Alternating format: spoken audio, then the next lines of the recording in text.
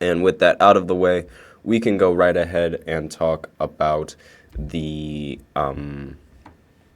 Miami Heat beating the Boston Celtics in their previous matchup, where I said on the previous podcast that there was no way that the Heat were going to be able to win this game, and excuse me, they had their backs against the wall, and they ended up prevailing in this matchup. I was very surprised at the results of this game, and I was very surprised that Miami could, or that the Boston Celtics could lose in such a crucial game to put them up 2-0 before heading into Miami and playing the next two games away. And obviously, that's not a really good scenario if you're the Boston Celtics. The Miami Heat, they were very good. They were very good at shooting threes in this game, which was really the difference maker between both teams and would really set them apart in the team stat as well, which is, again, when a team shoots really well from three, they're very, very difficult to win in a game, and they just so happen to have the better shooting night when you look at the box scores for this game. So it's a little bit of that Miami magic that they always seem to have in the postseason, which it's it happens every single time, where it's like the team, it doesn't seem like they have anywhere else to go, and they just immediately surprise everybody in attendance with a blowout win, 111 to 101 in this game. And again, they shot very well from three, 23 to 43 from the three-point line, 53% overall. They also shot 49% from the field, compared to the Boston Celtics, who shot 12 of 32 from three, as well as 37 of 80 from the field. They also only had 3 players come off the bench, and only 2 of those 3 players ended up scoring points in this matchup. So in total, there were only 7 players in the box score that ended up scoring points for the Boston Celtics, compared to the Miami Heat, who ended up having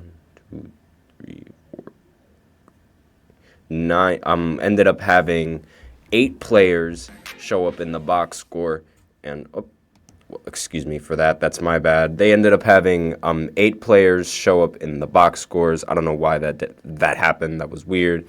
But having 8 players show up in the box scores compared to having 7 players is obviously, it is a difference maker, especially when you have multiple players on the Heat roster that ended up scoring 20-plus points. Now, for the Celtics, they only had 2 players enter into the realm of scoring 20-plus points, and they were both Jason Tatum and Jaylen Brown. Jaylen Brown ended the game with 33 points, so that was very impressive coming in from him. 4 of 9 from 3, and 13 of 23 from the field as well. Jason Tatum, he also shot really well from the field, 28 points, 10 for 20 from the field.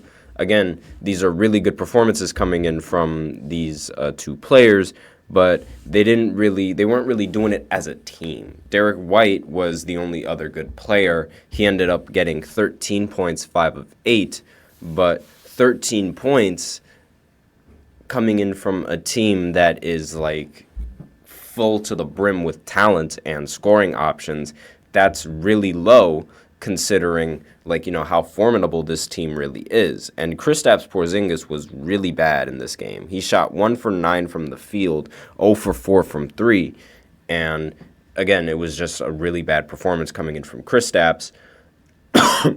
Drew Holiday wasn't playing really well either, 4 of 12 from the field, 1 of 4 from 3. And a lot of the players, it's they just they weren't playing as well as we usually see them compared to how the Miami Heat were playing in this game. And again, it's just that Miami Magic that I was talking about earlier. Tyler Hero ended up getting 24 points, 7 of 13 from the field, 6 for 11 from 3. And Bam Adebayo was 9 for 13 from the field with 21 points. And Caleb Martin was also a pretty good scorer for the Heat, who ended up scoring 21 points on 7 of 12 from the field, 5 of 6 from 3. And Jamie Jaquez Jr. ended up getting 14 points, 4 of 13 from the field, and 3 of 6 from 3. Nikola Jovic ended the game with 11 points, 4 of 5 from 3. And let's see, Haywood Highsmith ended the game 3 of 6, 9 points. And that was basically all the important scoring coming in from the Miami Heat. And again, it took a historic game from the Miami Heat in order to in order to win out in this game. And I'm not entirely sure if this type of performance would be sustainable long term for the Miami Heat and for their roster, because it took the team shooting 53% from 3 in order for them to even somewhat make in order to win a game. And relying on good shooting like that, it's not something that can really be reliable long term. And again, it's really something that is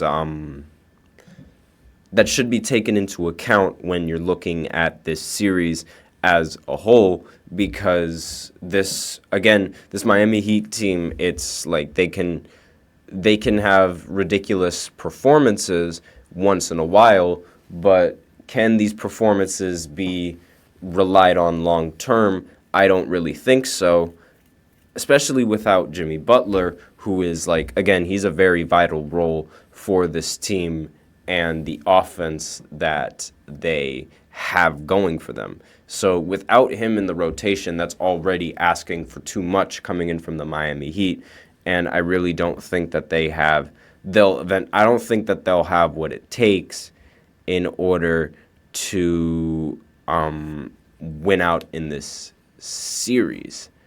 And Carrito's in the chat. I'm just reading. He said Lakers can kinda, and I really don't know if they can. It's unfair. Like I said before, it's unfair to judge a team who hasn't really played in both an away game and a home game. So it's only until they play the home game where we can really see where the team stands. So I don't really think it's fair to make that assumption yet, but we will see later on, because I believe they play tonight at they do play tonight at 10. So we'll see their chances on them winning in that game. But with that, that's basically all I have on the Celtics losing to the Miami Heat. So now I will go ahead and talk about the Thunder beating the Pelicans in a blowout win to take a 2-0 series lead in the third segment. So I will be right back after this short break. Looking for your daily fix of sports talk without having to pay for it? GSMC Sports Network is available on YouTube.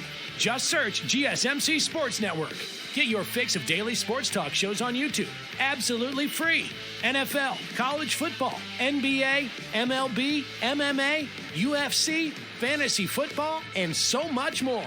GSMC Sports Network has shows running all day long, with new sports shows starting every 2 hours. Just like on your favorite cable sports channel, except GSMC Sports Network is absolutely free. Just search GSMC Sports Network on YouTube to catch one of your new favorite shows, like the GSMC College Football Podcast, Chip Shot Football Podcast, Hoops and Heels Women's Sports Podcast, GSMC Basketball Podcast, and so many more.